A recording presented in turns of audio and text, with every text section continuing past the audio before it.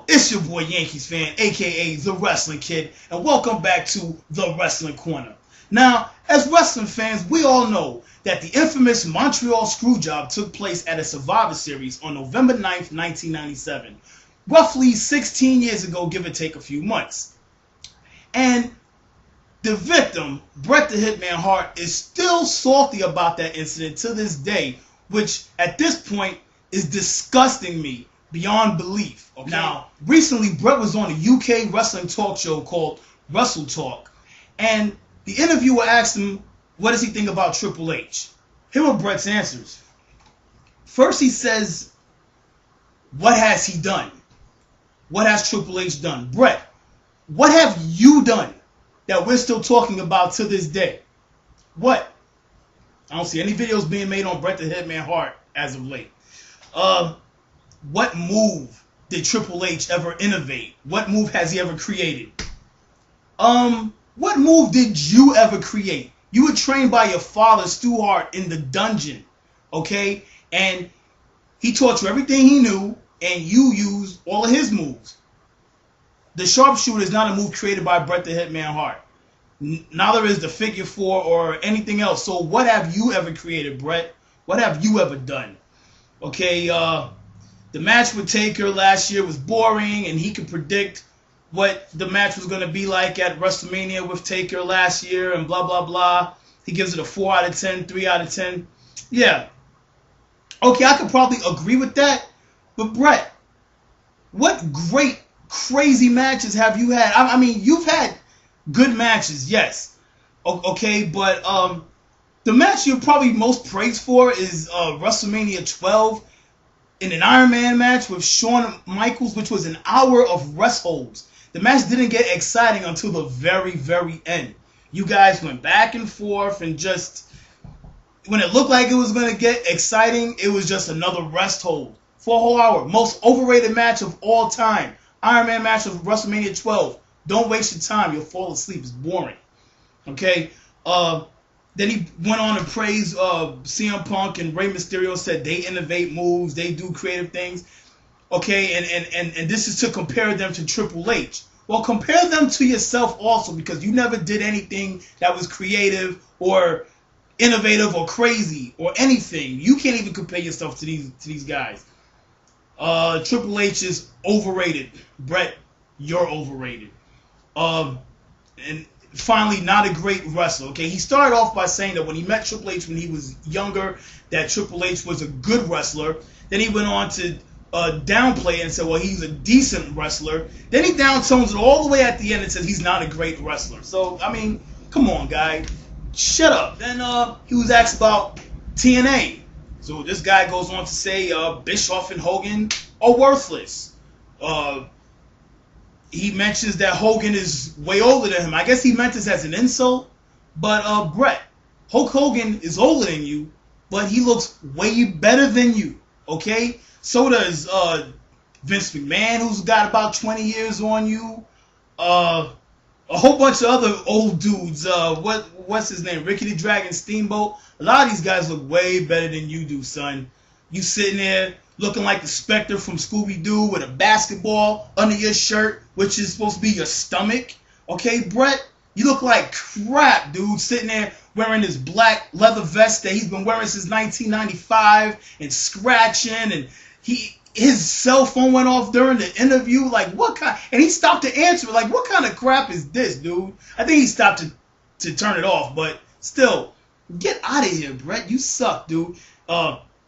Hogan only knows how to make Hogan. Bischoff only knows how to make Bischoff. What could Hogan possibly tell an AJ Styles or Samoa Joe?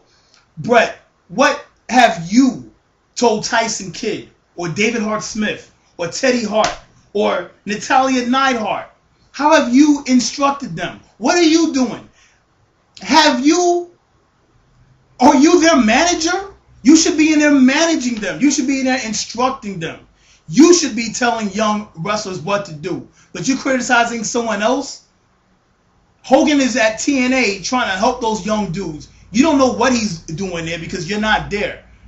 And you're not at WWE helping anybody. You're at WWE accepting Hall of Fame inductions and your Hall of Fame ring. All right, get out of here, brother. Bischoff is an idiot. No, I think you're an idiot. Russo is a magazine writer. Vince Russo, wrestling fans, you know who he is. Vince Russo is a magazine writer who never had a good idea in his life. Vince Russo helped to write the Attitude Era. He was the main writer for a time there, and then he went over to TNA. He went over to WCW. He helped ruin WCW, okay, but he did a lot of good things in WWE before he left during the Attitude Era. Have you ever written anything, Bret? Have you even opened up the dungeon? Have you reopened the dungeon after your father died? No. Why don't you go do that, Bret? Okay, instead of, for the past 15 years, okay, crying and moaning and complaining about the Montreal screw job. Okay, you were granted that in the first 5 years. Okay, you went and made Wrestling with Shadows, and all your interviews were about the Montreal screw job. It's been about 15, 16 years, Bret. Get over it. Get over it. Okay, you're not wrestling with shadows anymore. You're wrestling with ghosts from the past, and you look like a ghost from Scooby-Doo. You look like honestly, what is Natalya Neidhart doing right now besides farting and dancing with the great Khali? Is this something that you support, that you condone, that you're backing? All right, does she have your blessing on these things? Now, I've had things happen to me in the past 16 years that I can't even remember. Okay, bad things that I'm not salty about today because I've put them behind me and I'm moving forward. This is what you need to do, Bret. You look like the Spectre with your long gray hair and your dirty clothes. You don't know how to dress. You look like you should be on crutches. You suck right now, okay? Triple H, you're complaining about Triple H. Triple H is in great shape to this day. He's probably going to remain in great shape until he dies. Just like Vince McMahon and Hulk Hogan and Kevin Nash and all these people that you complain about. You look like you've been on drugs, okay? You look almost as bad as Scott Hall and Jake the Snake and dudes like this, okay? You look like crap, all right? I'm sure you feel like crap, okay? For the last 15 years, you've been promoting this book, Wrestling with Shadows. You've been complaining about the Montreal screw job, okay? Who have you helped? What have you done? You are now re-releasing Wrestling with Shadows along with a DVD about Owen Hart, okay? Re-releasing Wrestling Shadows after all these years, and you wrote a book. You wrote a book about the Montreal screw job. You've only done things to help promote you, okay? This Montreal screw job has actually helped you benefit. You've gotten paid off of this thing big time. All right, when you left WWE, WCW paid $3 million for you. All right, Vince was willing to pay you 150. Excuse me, I'm messing up. Yeah, $3 million that WCW paid you, and Vince was willing to pay you 150 million to keep you. Okay, how have you lost? You've benefited. Okay, if you messed your money up, it's no one else's fault but yours. Okay, so do something positive for wrestling and stop complaining for yourself. Reopen the dungeon, teach these young guys how to wrestle, but first you got to get yourself back into shape. Okay, throw away that dirty, nasty leather jacket and grow up and come into the year 2013. This has been your boy Yankees Fan for Life, aka The Wrestling Kid, and I do what I want. Peace. Now you can go to Facebook and join the Monday Night Raw crew and watch Raw with Yankees Fan and all of his friends every Monday night. Alright? Peace.